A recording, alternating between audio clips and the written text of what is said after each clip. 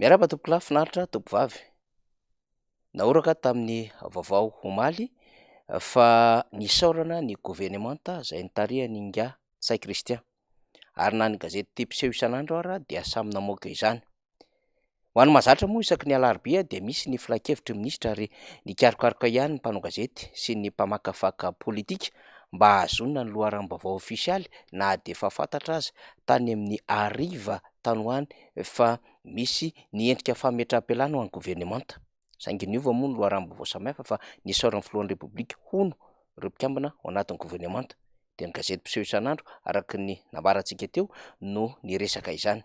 Fa hatreto aloha ny fanambarana ofisialy dia tsy misy manamarina izany, fa ireo pejy mpanohana ny filohan'ny repoblika sy ny fitondrana araky ny lahatsoratra avoakan'izy ireo dia samy miresaka izany avokoa, ny amin'ny hoe nisaotra ireo mpikambana ao anatin'ny gouvernemanta ny filohan'ny repoblika nandritra ny filan-kevitry minisitra ary hiroso amin'ny fanavaozana indray ireo mpikambana amin'ny gouvernemanta amin'izao fotoana izao. Ny tombana dia efa nambaran'ny filohan'ny repoblika fa atao isaky ny enim-bolana ho an'ireo mpikambana ao anatin'ny gouvernemanta. Ny gouvernemanta izay miasa amin'izao fotoana izao dia nitsangana tany amin'ny volana marsa tanoany. Taorianan'izay fitsanganan'izay tamin'ny herintaona izany dia tsikaritry ny rehetra ny tsy fahombiazana izany gouvernemanta izany, mitovy tamin'ny gouvernemanta fahaefatra, fahatelo, faharoa ary voalohany tany amin'ny taona 2024. Ny amin'ny tsy fahombiazana dia tsy ny gouvernemanta irery ihany izany fa taratra amin'ny mpanotanteraka mihitsy izay ny filohan'ny repoblika no mitarika izany, ary ny eny fotony dia hita amin'ny alalan'ireo governoram-paritra izany resaka izany. Ireo moa ny heverina fa mpanotanteraka ho any anivon'ny Fohibe sy eny anivon'ny Ratsamangaika. Fa raha iverenantsika ny ety anivon'ny gouvernemanta dia betsika ny fimenomenonana nateran'izay tsy fahombiazan'ny gouvernemanta izany. Ary efa taratra izy io satria nisy fotoana tany amin'ny taona 2024 ary mitota aty amin'ny 2025 izay tsy fahombiazan'ny gouvernemanta izay. Filohan'ny repoblika ary rehefa niakatra ny vidim-piainana dia nilaza ny amin'ny hoe tsy maintsy mahita vahaolana ao anatin'ny 3 andro ny mpikambana ao anatin'ny gouvernemanta, ka napahoraka n'ilay vahaolana kapoaka narosiny ministry mivarotra tamin'ny fotoan'andro izay nilazaina fa tokony hanamboatra kapoaka izay ahafahana mandrefy ny vary varotana eny amin'ny tsena rehetra eny ny eo anivon'ny ministera mivarotra, dia ny omeny rehetra tamin'izay hoe raha toa ka ny vidim-bary ny tokony ena dia ny kapoakam-bary, izany hoe ny fatram-bary no noezahany fitondram-panjakana. Nampime izany tantara izany fa tsy hevitsika kely fotsiny ihany satria mandalo ao anatin'ny saina rehefa miresaka lafin-javatra toy izao. Taorianan'izay dia nitratsehatra ihany koa ny filohan'ny repoblika na amin'ny hoe hanafatra sambo 20 hitondra PPN. Dia ny fandimby ny sambo niditra teto Madagasikara fa hatreto tsy voamarina ny amin'ny hoe tena 20 ve izy ireny, satria ny eritreretiny rehetra izany dia ny amin'ny hoe indray mandeha no hisy sambo niaraka kay ny sambo nivezivezy teto Madagasikara izay nanafara ny fitondram-panjakana vary niaraka tamin'ny SPM ity resaka noresahany ity. Dia ny SPM no nahazo tombony, ny fitondram-panjakana izay niara-dia taminy koa no nahazo tombony tamin'ny alalan'ireo vary nizaraina, fa ho an'ny toe-karena-pirenena dia fantatsika tsara fa nanimba ny toe-karena ny fanafarana na importation be indrindra izay natao teto Madagasikara satria tsy afaka nanao exportation sy nanao famokarana anatiny Madagasikara.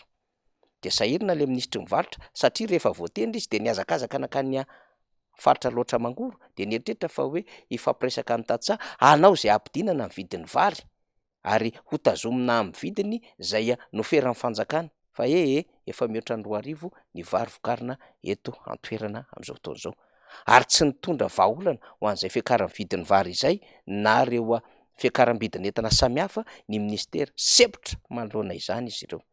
Nisy ihany ny fihetsiketsehana nandeha nidina ifotony kanefa tsy nitondra inonina izany. Ankoatran'izay dia mikorotana ny tontolon'ny lavany ary izay resaka lavany izay fantatsika sahady fa ny gazety boky Le Monde Afrique dia niresaka izany ny amin'ny hoe tratra ny krizy ny lavany eto Madagasikara, ary vao tamin'ny herinandro tamin'ny tababolana ihany koa dia nisy ny fivoriana ny tarihan'ny ministry mivarotra ary nisy ihany koa fivoriana ny tarihan'ny filohan'ny repoblika hijerena vahaolana mikasika ity lavany ity, fa mbola tsy nahita vahaolana satria ny ziroziry tamin'ny heviny fitondram-panjakana dia ilay vidiny $250 izay notenenin'ireo mpikarakara ary mpanangom-bokatra amin'ny resaka lavanisy sy mpandraharaha fa tsy mety fa tokony ho fany io $250 io ary tokony ho alalahana ny azona agrément amin'izany tontolo ny lavanisy zany. Santionana zany mba tsy resahantsika hoe nanahoana ny tontolon'ny angovo, navita ny mission sy niraka nampanaovinavy inga minisitra sa tsy navita, de milaza miara-mahita isika fa tsy navita ny mission inga minisitra. Ny resaka fizarana lapadera, ny fihetsiketsehana samihafa mitsidika ireny sita amina hydroelektrika, ireny resaka mahakasika na centrale termika ireny, na hoe resaka panneau solaire sy ny fizarana ireo kit samihafa, izay no ny CCO ny tompona andraikitra eo anivon'ny ministera, fa raha asa tena hoe hamokatra herinaratra 700-valonjato megawaty araka ny fanambarana nataon'ny filohan'ny repoblika ary napetraka ho velona amin'ny faharoa anatin'izay tanjon'ny filohan'ny repoblika tamin'ny fampelezan-kevitra izay, dia tsy totosan'ny ministra tompona andraikitra ny gouvernemanta. Ny JIRAMA aza moa vao mainka mitotongana andro aman'alina ny fahavoazana ary tsy mitsahatra miseho ny skandale ary miakatra eny anivon'ny Bianco ary tsy hita popoka hatramin'izao ny tale jeneraly mpisolotoera ny JIRAMA, akoatra ny tale jeneraly sy ny tale kabinetrany izay karohana nanaovana avis de recherche raha ny vaovao samihafa. Santionana zany resahantsika izany, ny minina tsy resahana intsony ny amin'ny hoe mivoaka tsokosoko miala Madagasikara ny volamena manjavona anaty kofra sy ny resaka vato be milanja sy volokilao adevitra ny amin'ny hoe pierre précieuse sy ny hoe pierre à caractère industriel no lasa ivela Madagasikara, nandalo tany Slovenie de tonga any Dubai. Rehefa mivoaka vao taitra ny rehetra hoe tô tafavoaka eto Madagasikara, ny azo sarobidy, ny volamena, ny biby zay arovana hatramina vato sarobidy. Misy aza moa any anaty fitombenana nosikirina eny amin'ny seranam-piaramanidina Madagasikara. Tam'ty gouvernemanta ity avokoa no nitrangany zany rehetrarehetra izany. Tsy tany-tsaina ny skandala sy ny famonoana afo nataona mpikambana teo anivon'ny gouvernemanta mba hiarovana ny tsy fahombiazan'ny fitondram-panjakana ary ny resaka fotodrafitrasa amin'ny alalan'ny asa vaventy ihany koa dia niteraka olana satria tsy nahavita ny mission araka ny tena nandrasana azy ilay ministra zay heverina fa tokony nanana opportunité satria manam-pahaizana momba izany resaka fotodrafitrasa amin'ny alalan'ny asa vaventy izany.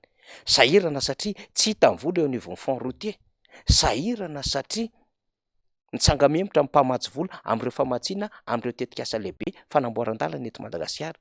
Sahirana koa satria mitovy miandalana amin'ny fahapotehan'ireo fotodrafitrasa tsy eny amin'ny lalam-pirenena ihany fa eny amin'ireo heverina fa route nationale secondaire na ireo lalana mampitohy isam-paritany, kanefa ny olana dia tsy manana vola entina mampiady izany amin'ny alalan'ny fond propre interne ny fitondram-panjakana, ary raha misy aza dia vivim-bola no azo ampiasaina satria mitotongana sy sahirana ny tontolo ara-toe-karena Madagasikara ny amin'ny fitadiavam-bola eo anivon'ny hetra sy ny ladoany satria ireny vola ireny moa no ahafahana manatotosa fotodrafitrasa ao analan'izay hoe resource na propre interne amin'ny kitapo-bolam-panjakana izany.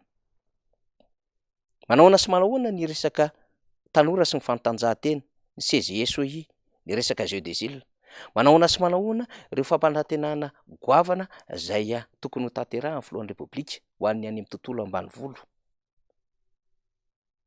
Tamin'ny kabary farantaona ny filohan'ny repoblika dia tsy niresaka mihitsy ny tontolo amin'ny ankapobeny ny resaka fandriampahalemana na ny resaka fambolena. Fa zao moa mihazakazaka amin'izany indray ary tonga tany mora ranokoromatany hizara zezika ary tonga hatramina moto mihitsy azy de fantatra avy hatrany fa mpimaso amin'ny fifidianana zany fa tsy makaiza akory. Izany entina ilazana manamafy ihany koa ireo rijateny tamina tolo-kevitra izay napetraka ireo solombambaoka 500 nanao sonia an'ilay fitsim-pahapitokisana fa tsy mahomby ny gouvernemanta, ary efa miresaka gouvernemanta dia ny prime ministre ao anatin'izany fa tsy hoe ireo ministra ao anatin'ny gouvernemanta tsay Christian Rery akory. Miara tsy mahomby zany izy menakavy ary efa nambarany ny gazety boky mpiseho any ampitan-dranomasina zany African Intelligence ny amin'ny hoe inefficace inefficient ny fitondram-panjakana. Sady tsy mahomby ny tsy ahitam-bokatra fa fihetsiketsehana fotsiny bobaka ary efa nitairiny teo anivon'ny FFKM, nitairin'ny KMF Knoe sy ireo mpanara-maso rehetra ny amin'ny hoe aok'izay ny fisesehoana fa mifatoa any amin'izay tokony maso ny vahoaka. Amin'ny fivondrona ben'ny eveka na ny pasteur FJKM sy ireo rehetra izay nanio hevitra dia samy tantara amin'izany tokony hitodiana any amin'izay maso ny vahoaka izany, fa laha ny andro amin'ny fihetsiketsehana fotsiny fitondram-panjakana de ritra ny vola tsy nahavita na inona na inona. Ka tsy magaga raha ohatra ka hoe hanova mpikambana ao anatin'ny gouvernement Andriamatoa Andrajoelina saingy mifanontanina mipetraka de hoe inona zany no vita ao anatin'izao hoe 8 na 9 volana zay tsy farana mandaha izao intsony. Havita mirakla hitondra fampandrosoana mihoapapana ho an'ny Madagasikara ve ny gouvernement? Afaka apidina ny vidin'ny solika ve ny gouvernement? Afaka apidina ny vidin'ny vary sy ny vidin'ny menaka ve ny gouvernement ho teraka eo?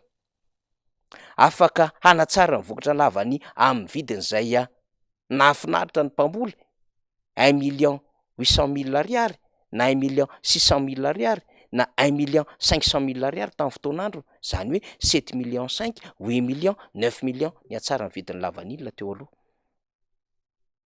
Ary afaka anafoana ny délestage ve ny gouvernement ho avy eo? Ny gouvernement ho avy eo ve azo heverina ihany koa fa hanatsara ny tontolon'ny fanabeazana eto Madagasikara ka tsy loi d'orientation amina solombavambaoaka mihoatra ny 10 no mandany izany no hanitsina ny tontolon'ny fanabeazana eto Madagasikara. Gouvernement azo ianteherana amina resaka industrie ve no hisy eo, ka tena ampiroborobo ny sehatra tsy miankina amin'ny fanjakana ka anosika izany industrialisation izany mba hanana ny vahoaka sy ny tanora asa. Zany hoe hanana an'izay politika na fampijoroana na famoronana asa, création d'emploi izany. Gouvernement hanome sitraka ny vahoaka ka hahazo ny antoka fa raha marary izy de mahazo fitsaboana maimaimpoana araky ny efa nofinofy sy nampanantenan'i Andry Rajoelina nanomboka tany Antetezamita. Ka hôpitaly manara-penitra tena misy mpitsabo, misy fitaovam-pitsaboana maraka izany ny hôpitaly manara-penitra fa tsy vatam-be sy loka ety ivelany fotsiny fa rehefa miditra ao anatiny de babangona zany hôpitaly manara-penitra izany. Ka na scanner ara tsisy any amin'ny faritany Toamasina raha ohatra ka resahantsika amina hôpitaly be indray ny resaka.